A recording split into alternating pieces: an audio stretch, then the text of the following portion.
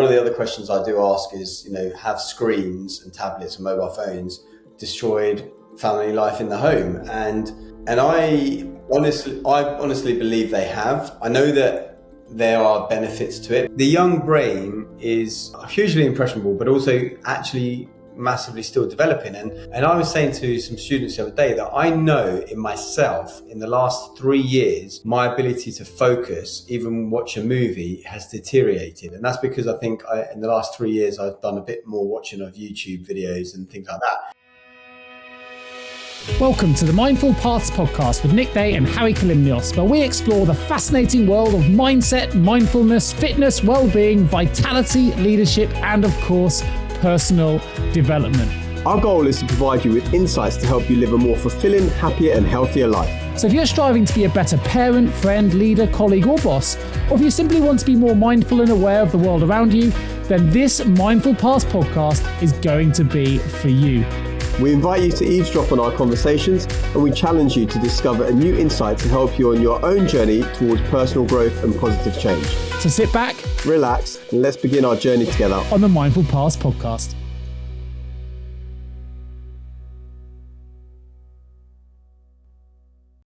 Hey, Harry, how you doing? You're laughing because you've been seeing me trying to get my eyes open a little bit, weren't you? I could see you giggling at me as we're waiting for the countdown. How you doing? I'm doing well. I mean, I have not had the kind of day I imagine you've had. I've been actually at home today, which has been quite nice. I've been helping my mum out with just some admin. So we've started on the probate type thing that we need to do and moving some of the names. And I think it was a lot of stress for her. And, you got to deal with like technology and everything else. And I think me coming in just put a weight off her mind. She's like, I've been trying to, that's been stressing me out for a long time. So that's been quite good. And really, it's been a bit of a slow day. We did a bit of exercise this morning together, which was really nice.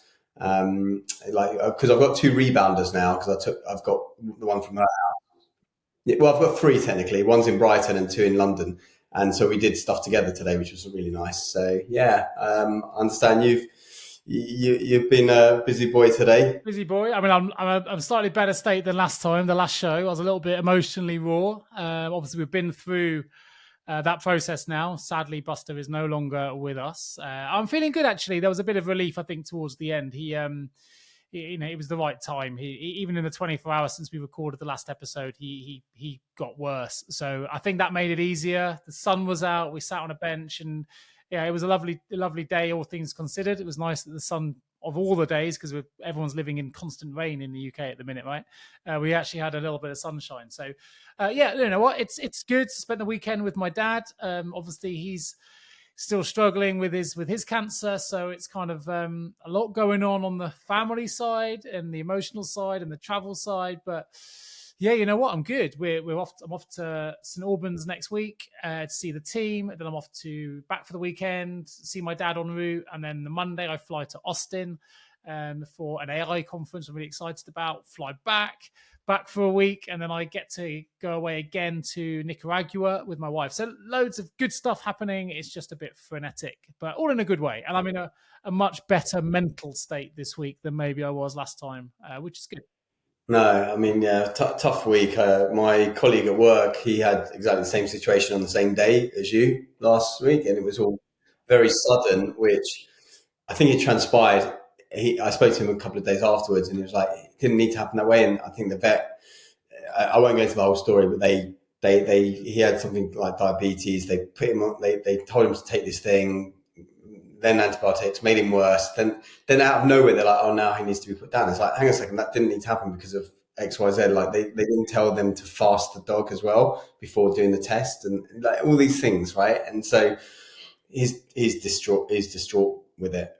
My wife managed to go 24 hours yesterday for the first time without any tears. So we're coming through. It's good. It's getting. I mean, you absolutely hit the nail on the head with the last episode when you said, you know what, he's been by your side you're with him probably 7, 8, 9 hours a day for 16 years. That's what hits home. It's we got to certain routines and habits and certain things that have changed. We just got to readjust. But we had an amazing time with him, and we were talking offline. I think we're going to talk about it a bit today. But it's been quite nostalgic. I've been looking at all the photos when we first got him as a puppy, watching, him change as my children have changed. He obviously had the dog before the children, watching them grow up. And, I've had a whole week of nostalgia, a whole week of using time hop, looking back at photos, and actually not just because of the dog, but reminiscing also on the times I've had with my dad. And I know that's something you were doing a lot of, obviously, since you lost your dad on Christmas Eve. So I think there's a lot of nostalgia going on, which actually could be quite energizing. I think nostalgia, to look at the old things, they give you energy, right down to the movies and the music of the time. So I'm in a good place. It's similar. I mean, this afternoon, part of my admin that I was helping my mum out because I wanted to upgrade her MacBook, but it had no space. So I had to delete a lot of, well, not delete, but I've moved them to a hard drive. And she had loads and loads of video files, whether it's from WhatsApp videos or actually what she also had, which was, I haven't really properly looked at it, but somehow, I think years ago, she digitalized cine cameras from the 1960s. And some of our young listeners won't know what a cine camera is, but it's a silent mobile phone video capture tool. Let's put it that way. That was popular back in the 60s. Not popular, but it was actually a luxury item, I think. And so there's a bunch of clips that I've never seen. And I was looking at a few of these things to make sure I might copy them across or deleting them or whatever. So yeah, I was looking at that and some, I actually saw a little bit of my dad's speech at my older sister's wedding. So I haven't actually seen this footage at all. I didn't know it even existed, but my sister did a speech, my younger sister did a speech, my dad did a speech, and obviously the best man and the groom. And I'm not seeing them. And so I was watching a bit of that. So it is interesting. I mean, I think what we thought we'd do today is like keep it a little bit more lighthearted. But one of the things that I think prompted the discussion that we maybe have today is one of the questions I normally ask some of the students as impromptu. So they have to answer these questions without thinking too much. And usually the question I ask, or one of the many questions I ask, is if you could time travel to any period in history, when would you time travel to? And I thought that might be an interesting way to start it. And actually, you'll understand, or the listeners will understand how it maybe links into the whole idea of this podcast, Mindful Past podcast and well-being, once we answer it or once we think about it. So I guess let's start with that question. Oh, you know what? I think the first year that comes to mind for me is 1990. And I'll tell you for why. I'm a massive football fan anyway. It was the 1990 World Cup. So we got to the semi-finals, got on top of Germany. I remember the Gazetteers, the Gary Linekers of this world, and being really pulled into the excitement of my first World Cup tournament that I remember. I know I'd have been alive for others, but that was the first. I'd have been 9 years old when that happened. And I think also being a massive Spurs fan, and we don't win many trophies, if any football fans listen to this, the last time we really won a meaningful trophy was the following year in 1991, we won the FA Cup. And Gazza scored an amazing goal in the semi-final against Arsenal. So I think that has a good year for me. I think it was a year where I just don't remember I'm sure there were. I don't remember having an awful lot that wasn't fun. I was playing football. I always loved school. I was going to football every weekend with my dad, funnily enough. So that obviously comes back to the fore. And think about the nostalgia piece. I won Manager's Player of the Year that year, and in the under 10s, and I've got lots of photos of me with my golden Labrador dressed up in the night, with my full yellow Spurs kit and looking proud as punch with my first ever trophy. And I think when I look back at those photos, I just look really, really happy. I look very, very carefree. So I think, and I only know that I was looking at those because I was looking at them over the weekend with my kind of going back through the past of other things that we went through. So I think 1990 for me. I like the 90s anyway. I like 90s music, 90s movies. I don't know what year it was. My favorite movie of all time growing up was Ferris Bueller's Day Off. And that's got to be around the 90s. It was slightly before that. And the reason I know that is because we had a watch party back when watch parties meant actually people were all physically in the same space.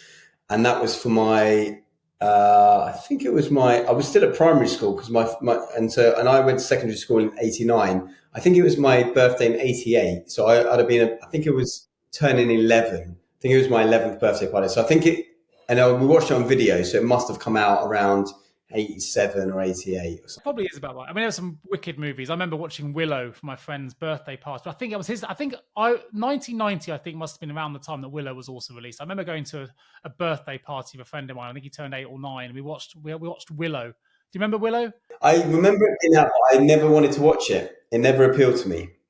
And I still haven't watched it to this day. And I think they did a remake recently as well. And I was like, I really don't want to get any part of that for some reason. But it's interesting. I think you've answered that question. Have you answered that question as if you were time traveling and re-experiencing that period than as yourself? As opposed to, no, well, it's interesting just how you answer it. Firstly, you can answer it any which way you want. But I think there are different ways to answer it. And I think one way is maybe as you suggest, right? Going back and re-experience, but maybe that's re-experiencing it just for that year or for that month or whatever you've answered it.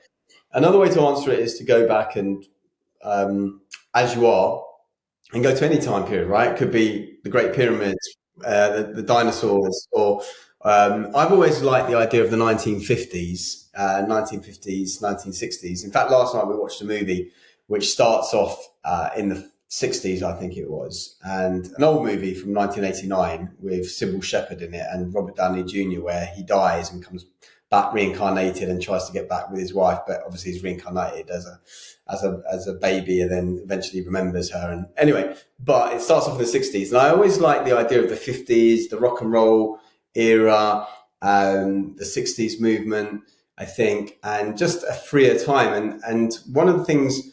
So that's one way to answer the question. And the other way to answer the question, which might be a bit more morbid, but would be if you were, and this maybe is a slightly different question, but if you were able to travel back but you had to relive your life, and I read a book similar to this, it was quite interesting, from that age, right? Would you do it, and when would you do it to? Like, would you be 22 and go back from 22? Would you be 4? Would you be something else? But that's an interesting kind of question, because maybe that ends up dealing with ideas of regret as well, is what I've always thought about it. Because I often think, especially today, I was dealing with shares for my parents. And I think, you know what, I'd have probably gone back to when I like to have been about 5 years old, and I could quite happily relive the last 42 years, knowing what I know, but knowing what I know now, obviously, that would be the key. Because I'd be then telling my dad, right, buy all these Apple shares, even though they're not going to pay dividends for years, and they're like $2 a share in 1982 or whatever. If you could change the question to what's the thing you would shift, i.e., if you could make a decision that had an impact on the world, that for example, I could say to you, right, you get the opportunity to get rid of the blueprints for the first mobile phone, for example, so that you go back to the current day, i.e. today, and there's no longer mobile phones, there's something else. Would you make that shift? I think that'd be quite interesting. The reason I say that is when I go back to the 1990s in my head, I was outdoors all the time making bases. That was kind of my thing, just making bases outdoors, having fun with my friends, riding on my bike. Not having the distractions that we've got now that constantly, not just me, but pull my children away from what I think are way more fun activities. I think even they are more fun even for them. They just don't realize it because it's easier to be in your device. And you don't, that fear of missing out. You don't want to not be on your device if your friends are. But I swear, if they lost their phone and you put them on a trampoline, you just get more natural fun and energy from that kind of thing. So I think that the 90s is something that I just loved. He-Man, I was into He-Man. They're doing a remake of He-Man, you'll be pleased to know, for a movie. But this actually is interesting because a lot of the students that I ask, and they are 15 years old, so they've been brought up with mobile devices and social media. They do say the 80s and 90s, and it's quite funny because obviously that's my era when I grew up. And they say for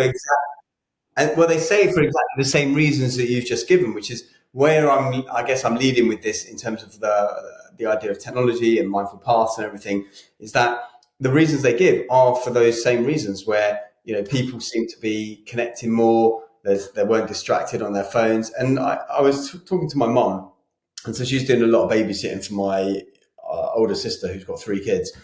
And it seems to me, and I don't think she listens to this show, but if she does, apologies, but it seems to me that as soon as they go into that house, they're on their devices. And my mum was saying they're in like 3 separate rooms, they're doing their own things. Whereas before, we used to watch we'd watch the Golden Girls because that's what my gran wanted to watch, and we'd watch this because we had one TV. And so even though you're still on a screen, you're still connected and watching things together. And of course, like you said, I'd be out in the park, I'd be doing things on my bike. I think in our era, and I know you're slightly older than me, but we're only talking about a couple of years. I think we had screens, right? I mean, I had a Commodore 64, I had an Amiga 500, Spectrums, all those kind of things. And we had television, 4 channels, then we got a 5th, which was amazing. But I think the beauty of that era over eras before, and obviously I'm biased because I lived through it, right? But, if you talked about an era I'd go back to. So I would love to go back to like 1920s, I guess. The idea of going into those ballrooms and the dancing and the Great Gatsby. I think that's always that kind of era has always kind of fascinated me. But that aside for a moment, I think also there's elements of that type of time where you go, but in the evenings and at certain times, it must have been a little bit dull. If you go and see your grandparents, for example, and there's nothing to do because you're that young and they're that old and, you're just reading or whatever, especially if you're a single, only child, that must have been quite difficult. I always remember going to my grandparents' house in Widdicombe in the Moor, which is in the middle of nowhere in Dartmoor. And although there was only 4 channels on the television, if my grandpa was watching the snooker, it gave me a chance to just for a second, just chill out with my grandpa. And I thought that was quite nice, but you couldn't get, it couldn't rule your life because you had to share the channels between the group. And there'll be certain shows which you all came together as a family and watched. That's why Saturday night, TV was so exciting, because it'd be a family show which brought us all back into the room to watch, I don't know, Gladiators, or I'm probably going back a bit now, but whatever it might have been. It's now there's so much choice that you just don't do it together. That family communal bit's gone. It's totally gone. And I think this is, one of the other questions I do ask is, have screens and tablets and mobile phones destroyed family life in the home? And I honestly believe they have. I know that there are benefits to it, but when I have conversations with younger people or interact or see that happening, where it's just normal now to go in and just be on your devices and not have that interaction. And I know you said, you might have been bored back in the 50s or whenever, what did you do in the evening? But you're also comparing it to what you knew, which was like the TV in the evening. So when you don't we don't know what we don't know, right? So like in 15, 20 years time, there's going to be something else. And we'll be like, how did we live without this? Or were we not so super bored without it? And I think you would have found that you would have maybe read more, socialized more, played more board games. And also remember how Virgin Megastores all started back in those, I think, when did he start Virgin Megastores? Was it in the 70s? And it was all about going to a record store and listening to music. And so people would put on music tracks, and that would be the thing of like watching the scrolling. Like listening to what you're saying, I think what it used to do as well is it gave us, or as kids, and any era apart from the era we're in now, it's probably the only era I don't think this is necessarily as true as it was. So it gave you a single point of focus, because right now we live in a world of distraction and instant change. So if you're on YouTube, as soon as you start watching a video, you're given another one to watch, and you scroll without really taking it in. You're on the next one, and the next one, and the next one, and then you're taken. You're constantly segued into different things. So we're constantly distracted, and I think it makes it really hard for people to have solid hobbies as kids now. Like Leo and even my kids, they fluctuate between what they want to do, because they're constantly, there's the new thing that always coming out. And that obviously happened when we were kids, but not at the rate of change or the variety of things available now, that it makes it almost impossible to focus on just one thing. So using your example, you go into Virgin Megastore and you're there for music.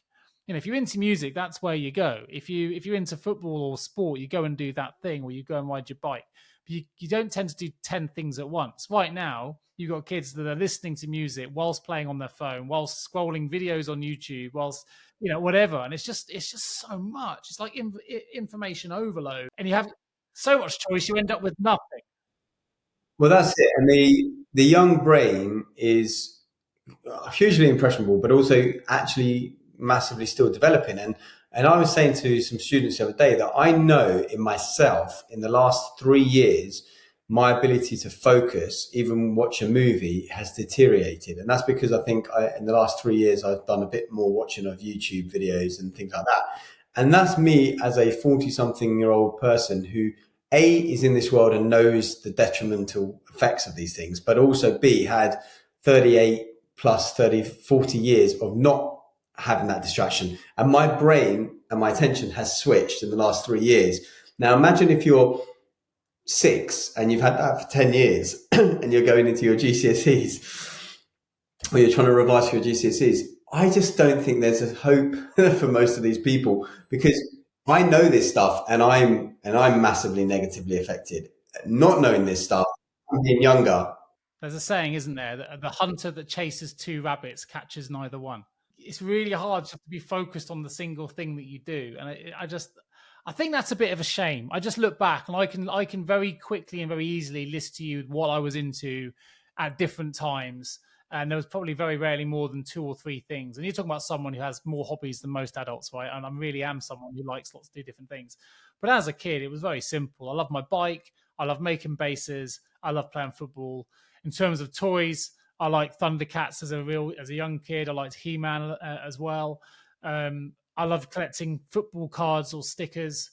I mean, that's pretty much it. Even if you were privileged enough to have a computer, which I did, I got a Commodore 64. You weren't overly spoiled by the games. I mean, there weren't that many games made for it, so you had like a choice of 5 games. You have Kickoff 2, or whatever it might be, and you just kind of played that. And I don't know. Now there's just so much choice that it's like going into an ice cream store with every possible flavor ever in the world. Which one do you pick? It's tough.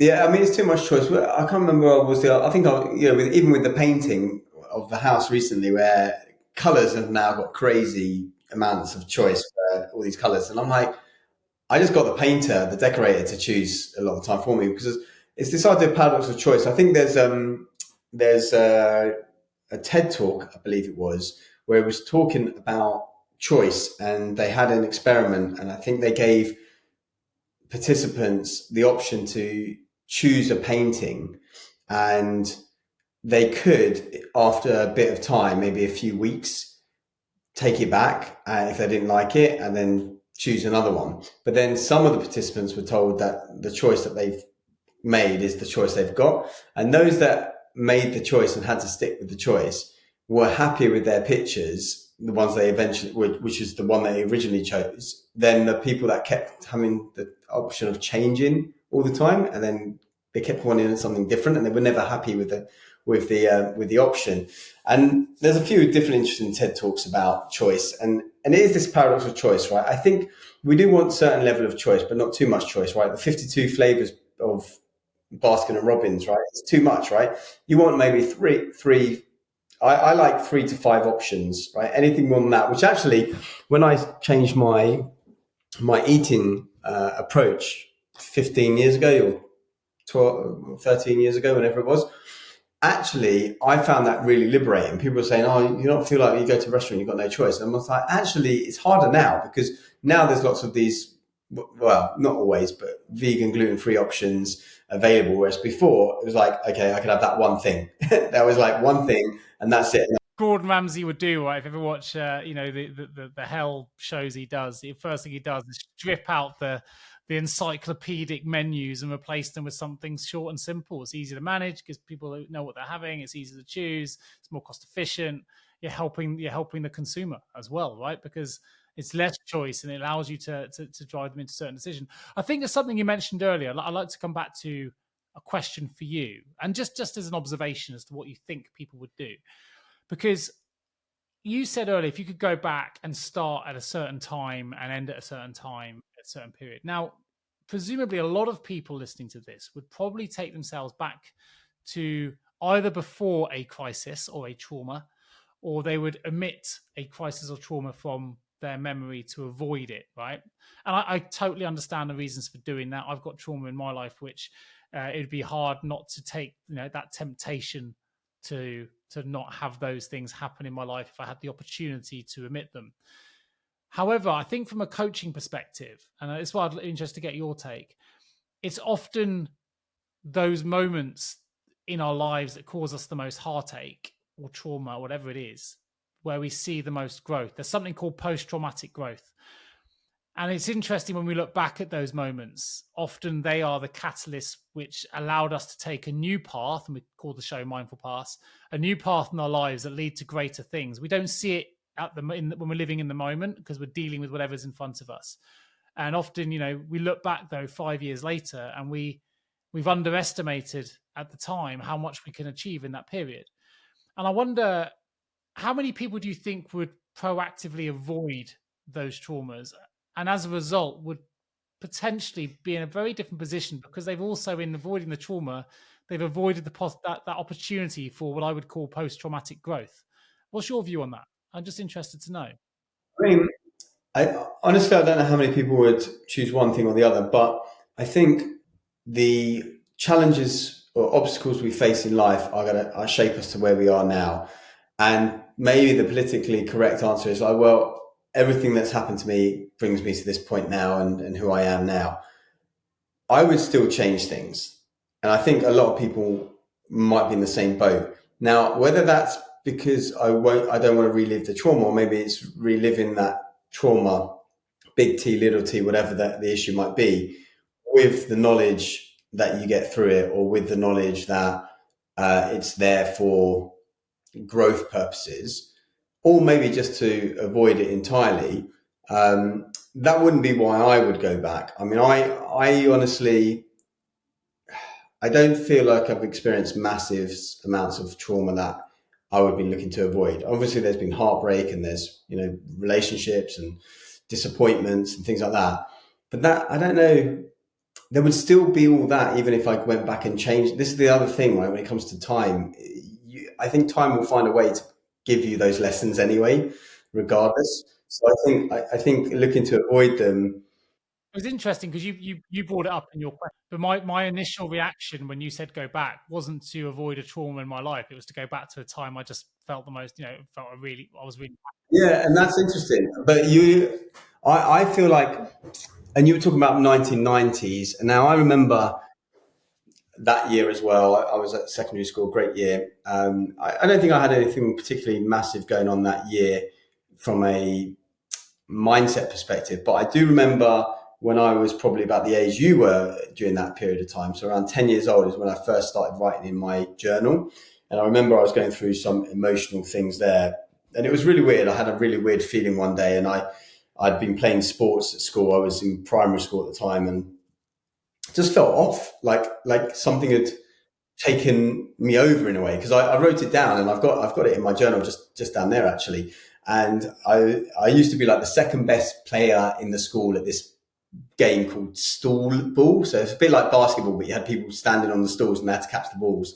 And I was off that day. And then that's the first entry I remember writing in there. And then I wrote progressively more through my teenage years. And so this is also why I feel like I can relate to a lot of teenagers, because I've got the writings, and I had a lot of entries in that age bracket from about 14 to 17, tons and tons of entries. And then sporadically after that, and I'm still writing it now. I don't think I've written in it for a couple of years, but I write in it now and then. And so I feel like I really did have a lot of stuff going on in my head, because I am a thinker. I'm probably more of a thinker than you are, and you're more of a doer, I think, because you take action a lot quicker, and that's an entrepreneurial aspect that carries through. But I did think about things a lot. I remember from primary school, just almost like having the weight of the world on my shoulders and thinking, right? Lots, which is why things like meditation have really helped me in the last 12 years, and a bunch of other things, yoga, breathing practices, all of these things. Doesn't mean I don't think so much now, but I have a very more not disconnected, but observer effect when it comes to my thinking than before. But at the same time, I felt like I was very weird for having these thoughts and voices in the head and all this. And I say to my students, right, you've all got a voice in your head, right? Sometimes it's the one that says you can do it or you can't do it or whatever else it might be. That's not weird. You're not alone with that. Do you think it made a difference if someone came back to you and visited you when you were younger, when you had all those thoughts? Because I wasn't a massive thinker, I don't think. I'm not that I recall anyway. I was more of a doer. But if someone came back to you and said, look, Harry, and sat you down and said, your thoughts control your feelings, but not your circumstances. Or, if you change the way you think, you can change the way you feel. And I'll tell you what I think I would have really wanted, and this is again why I do some of the mentoring work that I do. And actually, that's probably the sole reason I do the mentoring work of teenagers, is because I really wish I'd had that mentor. And again, I think this is why I was always drawn to, and I still am drawn to, like that Karate Kid movies and the Cobra Kai series, which I absolutely love. And I think one of the reasons I love it, and why I think one of the reasons why it's popular with people, is because they have this, they build this community of people, but there's that mentor-mentee relationship that obviously I had a father figure going up, but I remember my dad never taught me to shave, and I was never really I kind of was a bit independent, so I never wanted him coming to the football matches so much, although he came to like one or two. I don't remember him teaching me to shave, or he might have tried to once, but I kind of did my own thing with it, and I never followed the way that he did it. And so I don't know if that's because like father-son relationship, you just don't sometimes listen to your dad as much, but I always felt like having like a mentor would have been, and I probably had mentors without realizing they were mentors, but like maybe having a Mr. Miyagi in my life, right? Having that kind of mentor that was teaching me the things that I really wanted to know. It's nice that you're giving back, for sure. I think, interestingly, the 90s, which is definitely the year I'll go back to, Gangster's Paradise, the Oasis, Blur, Battle, Nirvana, a lot of music things had a big influence on me. Very embarrassingly, I have to admit that looking back, it's an horrendous thing to have, but it was cool. I thought it was cool at the time. I remember the Nirvana smiley that went out, and I think I had Kurt Cobain's, I definitely did have. I had his suicide note on the back of the t-shirt and would wear that to school thinking it was the coolest thing. And you look back and go, that just, different, I'd say different times. There's no real excuse for it. I obviously thought it was cool in the moment. But I do think that, interestingly, although I'd go back to the 90s, it was 1998, 99, when I think I talked on the show before about, you mentioned small T, big T trauma, which brought it up, which is when me and my two best friends got absolutely beaten to a pulp, completely unprovoked, and it took it to court and had a massive impact on my life because I became quite defensive on the back of it. And for me, I decided to grow through it rather than just go through it, which I think my two best friends didn't grow through it. They hid, in my opinion. They one of them, as you know, went away to Nepal and had panic attacks and kind of almost relocated. The other got heavily into Class A drugs and sort of hid from it that way. I think for me, I grew through that experience. I confronted it, and it changed me, maybe not for the better in the first moment, but definitely for the better long term. And although that's a small or big T, whatever people want to put it, it was a serious event at the moment. I wouldn't change going back to the 90s because that happened, and I would take that issue away from my two friends. But I think for my lived experience of it, I think I've grown from that happening. My view on I'm very much a pacifist anyway, but I don't know. I think even the negative bits were quite positive for me. I was just trying to go back to whether I would avoid the traumas or not. I actually had a similar situation, I think, with my brother-in-law, and he and I got into a fight with these guys in Bournemouth back in 2002. And one of the things I would definitely do would go back and change that situation, because it's resulted in him having spinal issues now because of the brain aneurysm that he suffered. And so now, it got really bad this week, and he's been in bed all day. Actually, all week, and I've been going to ask you, actually, are you familiar with PEMF mats? Pulsed electromagnetic frequency mats.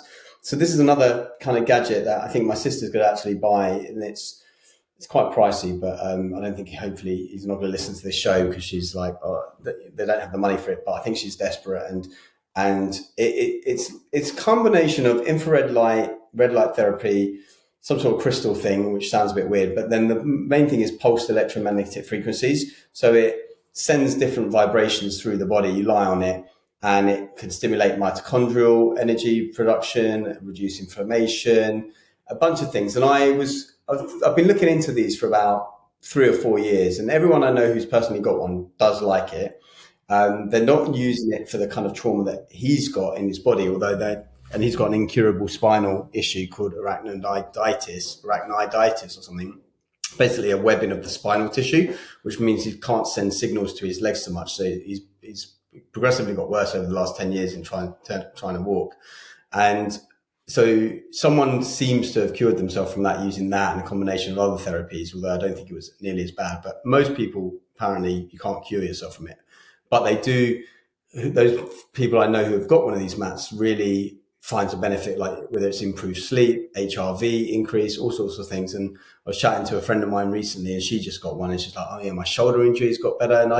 And I'm thinking, look, you know what, it might just be worth a punt. I mean, I go back to that Nikola Tesla quote, right? If you want to understand the secrets of the universe, think in terms of energy, frequency, and vibration. And I am a big believer that vibrational energy, light, frequency medicine is going to be the medicine of the future. Whether it's 50 years time or 100 years time, it will be the future as people discover more about it. And so I think it's worth a punt. But I guess going back to the thing is I would go back to that point and I thought about this a lot. I think about time a lot. And I think, and this is one of the things I don't think I've shared with you, but actually it's one of the reasons I did physics with astrophysics at university.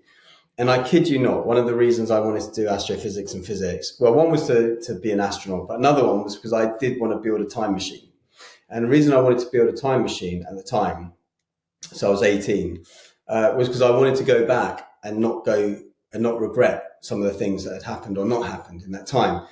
And so I think I am someone that definitely looks and thinks a lot about the past, too much so, I think.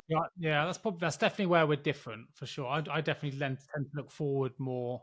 I mean, coaching is forward, future focused anyway. I look forward as well now, but I think my natural tendency tends to be a brooder, a thinker, a reflector, an analyzer. And I used to hate all that. And I've come to embrace that because understanding yourself, like know thyself, as Socrates said, is part of it. And so by knowing myself in lots of different ways, whether it's dietary, I know that if I eat this, it's going to do this, or if I think like this, it's going to do this, or if I don't exercise or do my meditation, then my day's going to go in a different way. So I'm so much better with it now than maybe before. In terms of that. One of the tricky things is when we look back, as you say, you need to go back as to who we are now, because the people we are now is not the people we were then, which is why we often made the decisions that we took in the moment. We think when we go back, you're going back with all the knowledge of the person you are now, but our identities change, we evolve, right? We change the way that we view the world. It's like when we change the way we look at things, the things we look at change. And I think it's like people going through a divorce or a difficult moment, and when they're living in it, they look at that partner or that person or individual or thing with disdain and all these things for different reasons because they're living in it. And then they find another partner later on and look back on it. And the way they look back at that instant later on is with totally different eyes to the one they were looking at it and in the moment. Look back and actually maybe that was a good thing because now we've done this, we've had, we've been here, I've met this person or whatever. Obviously it doesn't happen for everybody. But I do like the idea that, when if we do change the way we look at things, they do change. But I think it's difficult because if we were to go back, and if I was to go back, I mean, the person I was as a kid would have been this uber confident, didn't believe trauma was ever going to come into my life really, because you feel indestructible as a kid. And then lo and behold, even within the 90s, that was kind of the rug pulled, from beneath my feet because I felt indestructible. And then suddenly me and my two best friends were very much destructible and were beaten very badly. And you think, that pulled the rug from beneath my feet. And yet actually looking back, I grew from the experience and it changed the way I looked at the world. And I didn't know it at the time because I was in a space of fear for a fair while after that. And as were my two friends. I don't know. I like looking back. I think also the reason I'm different to you is my memory is dreadful. Absolutely dreadful. I don't remember an awful lot of things. I remember we've had this conversation before. Your memory is brilliant. Mine isn't. Yeah, I have. And now I'm wondering whether that is some of it is just genetic and it's there, but I wonder if some of it is because I've reflected so much and that's why I remember, and I've written a fair bit and I remember, and I've often thought although interestingly enough, my memory before the age of 10, I don't really have a huge amount of memories like before 10. Like I could almost tell you what I was doing to the hour on a day from the age of 10 onwards almost. But before that, I don't have that kind of level of detail or granularity. A little bit, like there's certain things, but not really much. I think I may have told you on the show. Did I tell you the error I made with my wife when she bought me a gift to go and see One Flew Over the Cuckoo's Nest in London? I may have discussed it before. Apologies if I have. Don't remember that show being meant. We're with a group of friends. It's embarrassing. And my wife listens to this, so she'll know where I'm going with it. We're with a group of friends, and we were talking about when we used to live in London, the things that we wish we'd done. You know, you mentioned regret a minute ago. I'm not a big believer in regrets, but I said, okay, no, there's something I wish I'd done. So growing up, going back to the 90s, well, I loved, assuming this was 90s, Robin Hood, Prince of Thieves with Kevin Costner. Brilliant movie. I'm pretty sure that was a 90s movie. And in that movie was Christian Slater, who was Kevin Costner's brother, if I recall. And he was also in like the I can't remember what the movies are, the Western movies, Young Guns, that's right. I was thinking, so I really, really loved him as an actor. And for pure nostalgia, we're talking about today, I was like, he came to London and he played the starring role in the stage version of One Flew Over the Cuckoo's Nest, one of my favourite plays.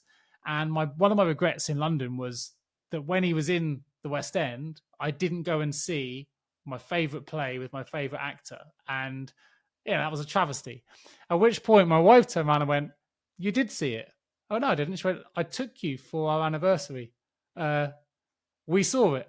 And when she mentioned it, when you just suddenly get this kind of vague memory, and it was like my two friends didn't know what to say. It was horrific. And I feel that kind of heat start to surface. You go, I've really dropped a clanger. And you know my wife anyway. And I went, oh, and I said, yeah, no, maybe I do remember going. So I've just recalled, given this big story about my biggest regret in London. It turned out I actually went. And there's no excuse because, this would only been about 10 years ago. So, that was a little bit embarrassing.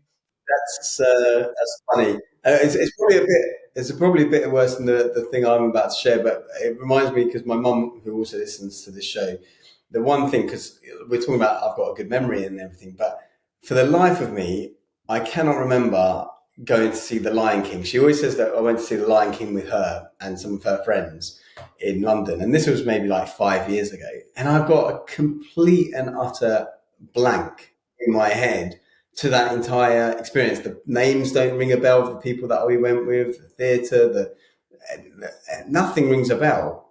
And I'm still not convinced I went and saw it, but she says I did. Well, I proposed to my wife after seeing The Lion King, so it's got special resonance for me. That's one I do remember. I mean, that would have been worse. If I'd forgotten that one on the night I proposed to my wife, I think that would have been worse. Fortunately, I do remember going to see The Lion King in London, followed by a proposal, which she thankfully said yes.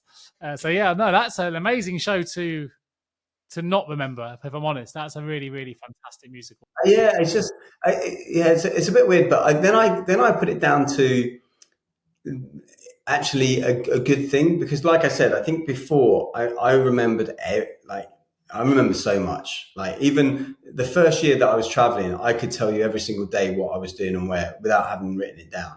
But I think that was because it was quite punctuated, because I knew I was like 4 days there and 3 days there. But when I forgot this thing about The Lion King, I was thinking, interesting. Maybe that's because actually I have moved and I've adapted, and I'm being a bit more present moment awareness, a bit more living in the moment, and not overly focusing on the past so much. So actually I put it down as a good thing, because sometimes it's exhausting mentally to kind of factor all these things in. But I wanted to touch upon something we've kind of been talking about you said change the way you look at things, and things you look at change. And one of the things that really reminds me of is a phenomenon in physics, specifically quantum physics, like the observer effect. I'm not sure how familiar you are with this, but basically the essence of it's really, really fascinating, right? What it's saying, and I'm gonna make it into an analogy that people will understand in a second. But what it's saying is that the fact that you look at an experiment changes the outcome of the experiment within quantum physics. So when you don't look at the experiment behaves in a certain way. In this particular way, it looks like I think it's like a wave pattern. But when you don't look at it, when you look at it, it becomes like a wave. When you don't look at it, it becomes like a particle. And the mere fact that you're looking at something changes the outcome. Now, I actually don't think that's very hard a concept to grasp. And the reason that I don't think it's hard, and as you're a football fan, right? If you were playing a football game because there was lots of violence and things in the previous leg of a Champions League, and you play it behind closed doors, so there's no crowd watching, I think we inherently know that that football game is going to end slightly differently than if the crowd is watching, because the watching crowd is the 12th man is actually changing the outcome of the game. It's the same in quantum physics, right? The person looking at something changes the outcome of the thing you're looking at. And I've just started watching, it's a bit of a slow burn, but an Apple TV show called Constellation.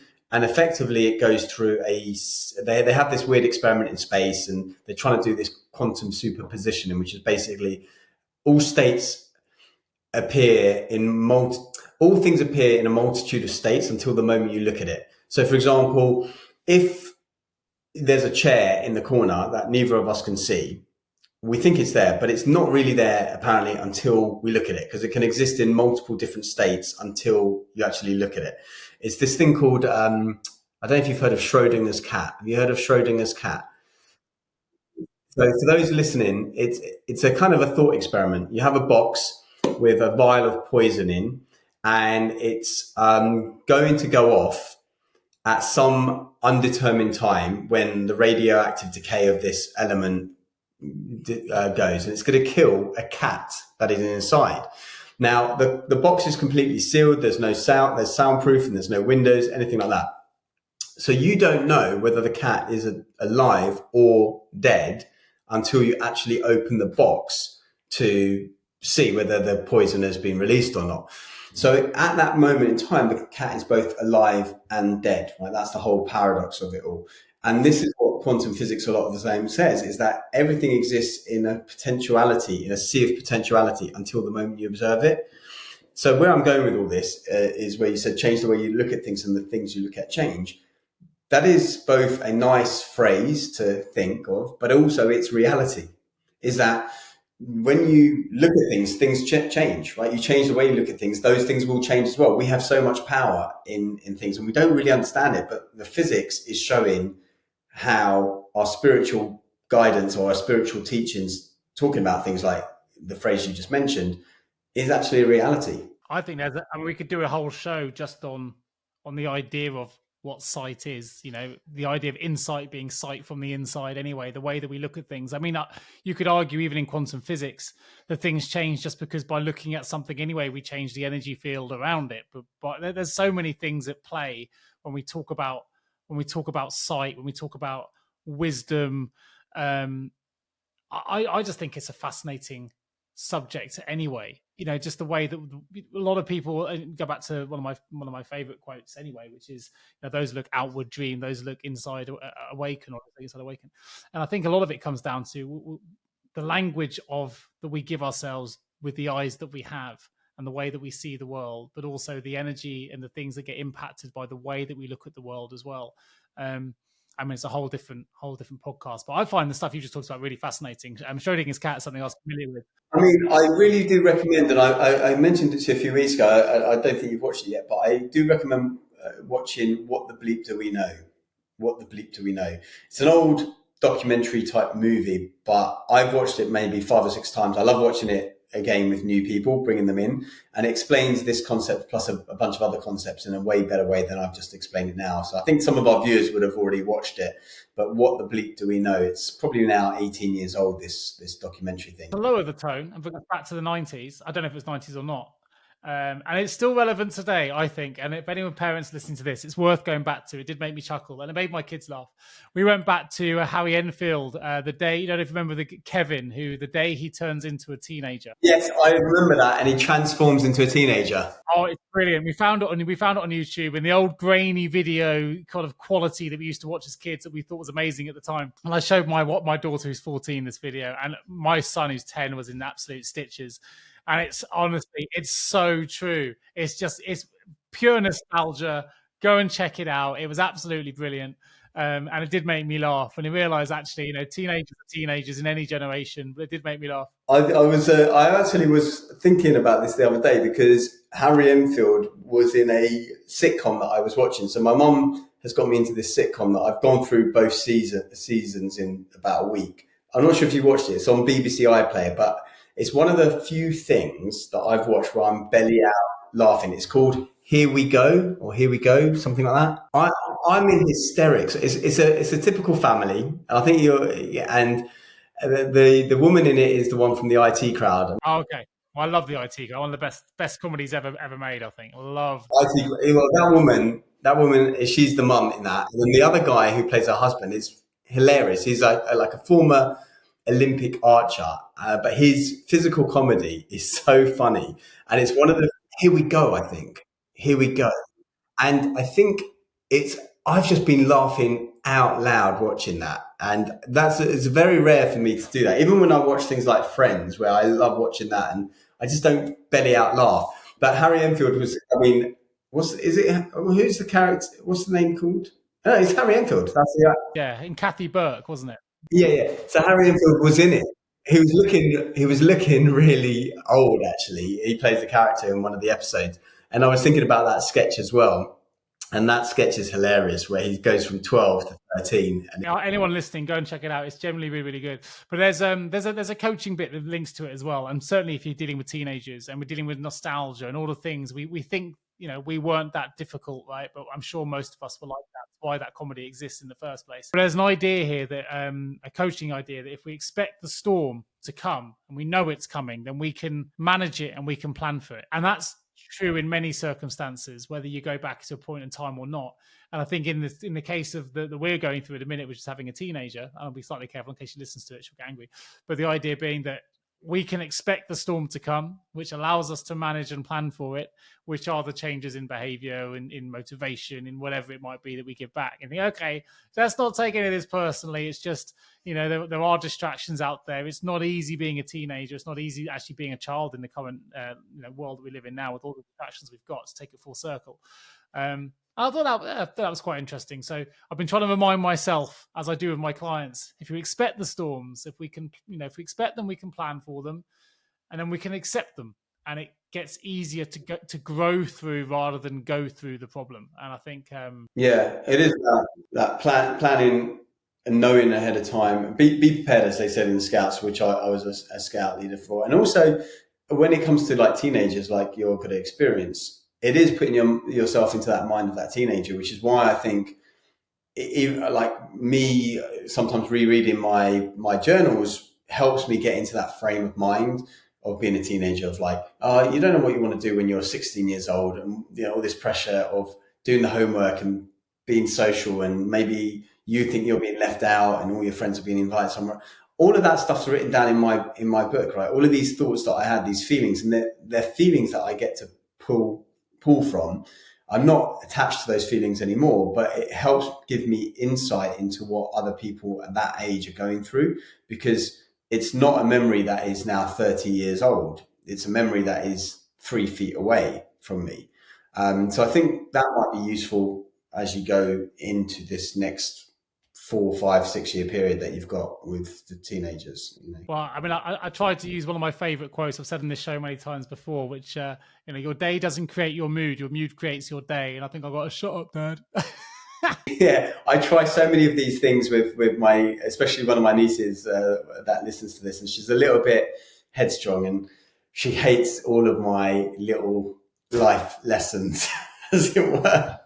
So it's like, well, you have to teach them it in a more subtle way, in a very much more subtle way, through like video games or sports or whatever it is. Well, I mean, the kids will be the first to throw back at you. You get grumpy. You're this. You're that. Well, actually, I was doing something a bit similar to you about you creating the day, because I was asking her to make her bed, and I was talking about making the bed and it being an achievement, and all this. But yeah, it's lost on them. Well, often, I'll say that to them, and they'll say, well, you don't do it. It's like, well, yeah, well, often we teach the things we most need to learn. That doesn't mean you don't have to do it. Yeah, that's the other thing. Like I always say, monkey see, monkey do. So you can never, ever expect a child to do something that you're not prepared to do or they haven't seen you do. So And they seem to have memories like elephants. They'll remind you of any small misdemeanor. But hey, that's the fun of parenting. I absolutely love it, and I'm sure many who listen to this do as well. You need the yin and the yang in parenting. That's what makes the journey so exciting. And as it is, if we go back in time as well, right? Well, I was going to say, I wonder if there's any parents out there going, well, if I went back in time, I definitely would have put that condom on or something like that. But I'm sure they didn't. I'm sure there are no parents out there doing that. But yeah, I think the whole concept of time and time travel, I'm fascinated with it because I've studied a lot of it, and I do feel like, yeah, it's an interesting and crazy concept, time and traveling through time and space. I like the fun way you probably explain it better than me because you're immersed in this world with your degrees and things. But the idea that if you're on a star in another galaxy and you're able to see us as another, as a planet Mars, but what they see now is that is time travel. So if you look out now and look at the stars, what we're seeing is taking that amount of time to get to us. It's already in the past. I just think that's weird, right? So you can actually see we can go back in time if you were to observe this planet from another star because you'd be viewing the past. It's crazy, but then having said that, again, bring it back to an analogy that people can understand, right? And I think you like hiking and things like that. But let's say we were hiking, right? And you were on the top of Snowdon, and I'm on the top of the next highest peak along in Wales, and you call out to me. I'm going to hear your voice a few seconds later, telling me, because we're used to that, right? The way that sound travels across vast distances. But it's the same with light, right? Light has a speed limit.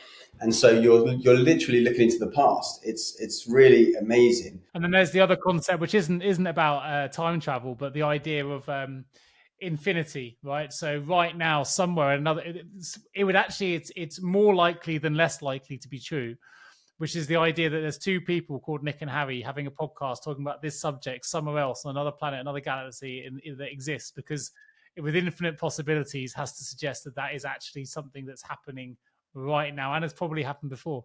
I mean, that's again, it's just madness. Well, that's it. I mean, this is what that show Constellation is kind of talking about, where they create this experiment in space. It becomes this superposition, and then when the astronaut comes back, it's like slipping in and out of these other possibilities. So she's able to see people in the room that aren't there because in another reality they happen to be there, but they can't see her. But then sometimes they do.